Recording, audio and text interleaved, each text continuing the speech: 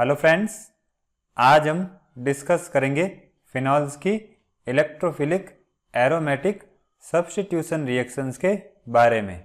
देखिए, फिनॉल में benzene ring के साथ जो OH ग्रुप अटैच होता है वो बेंजीन रिंग को इलेक्ट्रोफिलिक सब्स्टिट्यूशन रिएक्शन के टुवर्ड्स एक्टिवेट करता है और जो इनकमिंग ग्रुप होता है उसको रिंग की ऑर्थो और पैरा पोजिशंस पर डायरेक्ट करता है।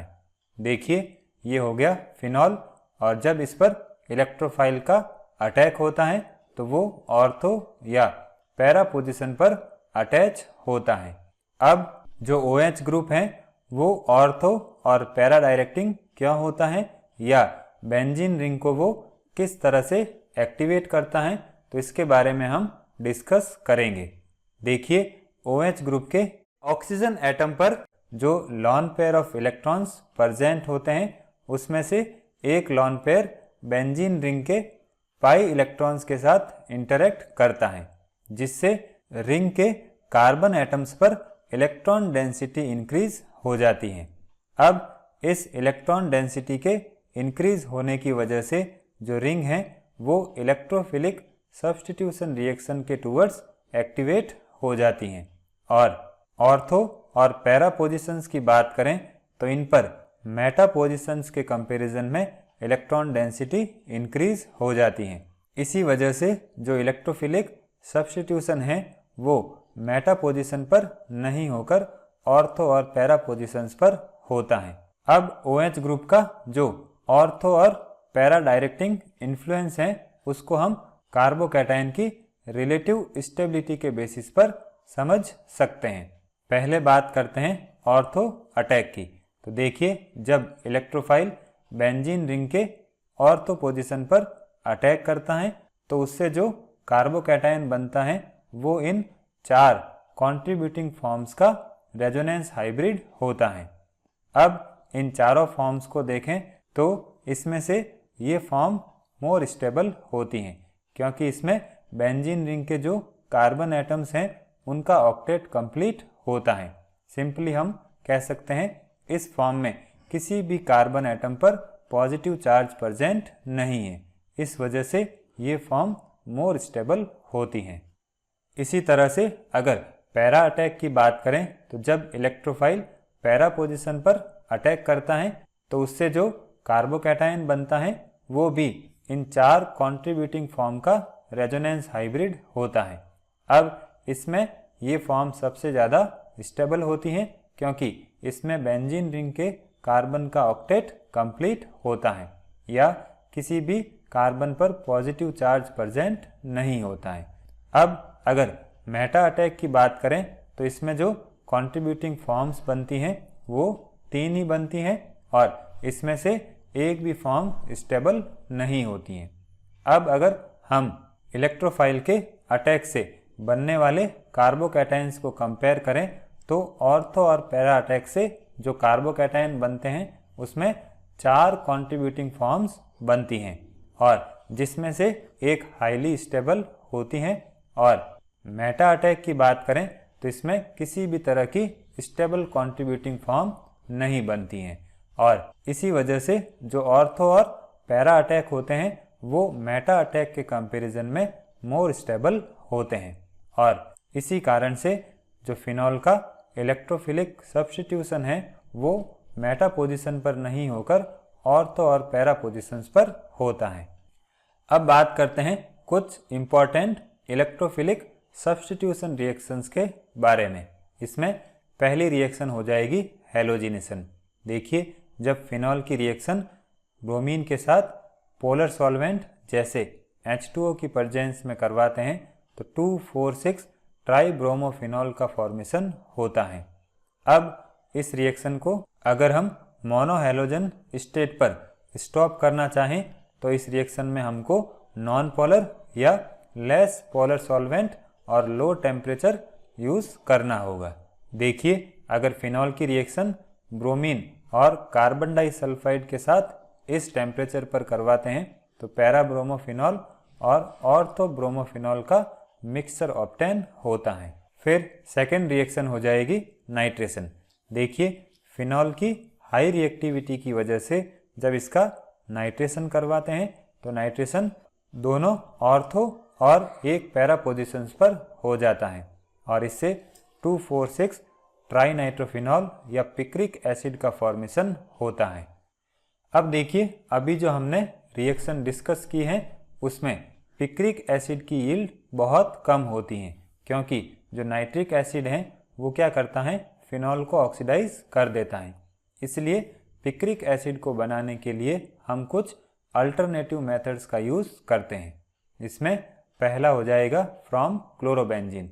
देखिए, सबसे पहले जब क्लोरोबेंजीन का नाइट्रेशन करवाते हैं तो ये कंपाउंड बनेगा और फिर इसकी रिएक्शन एक्वस सोडियम कार्बोनेट के साथ करवाते हैं तो ऑर्थो पैरा डाइनाइट्रोफिनॉल का फॉर्मेशन होता है और इसकी रिएक्शन नाइट्रिक एसिड के साथ करवाते हैं तो पिक्रिक एसिड बनता है। फिर नेक्स्ट पॉइंट हो जाएगा फ्रॉम फिनॉल। देखिए, इस रिएक्शन में पहले फिनॉल का सल्फोनेशन करते हैं और फिर उसका नाइट्रेशन करते हैं और इस तरह से हम पिक्रिक एसिड की हाई यील्ड ऑब्टेन कर सकते हैं। अब देखिए, पिक्रिक एसिड की बात करें तो वो एक स्ट्रॉन्ग एसिड होता है। अब इसका कारण इसमें बेंजीन रिंग के साथ अटैच्ड 3 नाइट्रो ग्रुप होते हैं जो कि इलेक्ट्रॉन विड्रॉइंग ग्रुप की तरह बिहेव करते हैं। और पिक्रिक एसिड की बात करें तो वो कार्बोक्सिलिक एसिड के कंपैरिजन में भी स्ट्रॉन्ग होता है। अब पिक्रिक एसिड के यूज़ की बात करें तो इसको एज ए डिसइंफेक्टेंट और as a laboratory reagent use किया जाता है। अब अगर हम ऑर्थो और पैरा नाइट्रोफिनॉल्स बनाना चाहें तो उस केस में हम फिनॉल को डाइल्यूट नाइट्रिक एसिड के साथ ट्रीट करवाते हैं। देखिए, ये हो गया फिनॉल। जब इसकी रिएक्शन N2O3 या डाई नाइट्रोजन ट्राईऑक्साइड के साथ करवाते हैं तो ऑर्थो और पैरा नाइट्रोसोफिनॉल बनते हैं और इनका फर्दर ऑक्सीडेशन जब नाइट्रिक एसिड की प्रेजेंस में करवाते हैं तो ऑर्थो एंड पैरा नाइट्रोफिनॉल का फॉर्मेशन होता है। यहाँ पर जो N2O3 आता है वो नाइट्रिक एसिड से इन सिटू रिएक्शन के थ्रू प्रोड्यूस होता है। अब देखिए, मेटा नाइट्रोफिनॉल की बात करें तो उसको फिनॉल के डायरेक्ट नाइट्रेशन के थ्रू प्रिपेयर करना पॉसिबल नहीं होता है, लेकिन कुछ रिएक्शंस के थ्रू हम इसको प्रिपेयर कर सकते हैं। देखिए, इसके लिए हम मेटा डाइनाइट्रोबेंजीन का पार्शियल रिडक्शन जब अमोनियम सल्फाइड की प्रेजेंस में करवाते हैं तो ये NO2 ग्रुप NH2 में कन्वर्ट हो जाएगा। फिर इसकी रिएक्शन नाइट्रस एसिड और HCl के साथ इस टेम्परेचर पर करवाते हैं तो ये अमाइन ग्रुप डाईएजोनियम सॉल्ट में कन्वर्ट हो जाएगा। फिर इसको H2O के साथ वार्म करते हैं तो मेटा नाइट्रोफिनॉल का फॉर्मेशन होता है।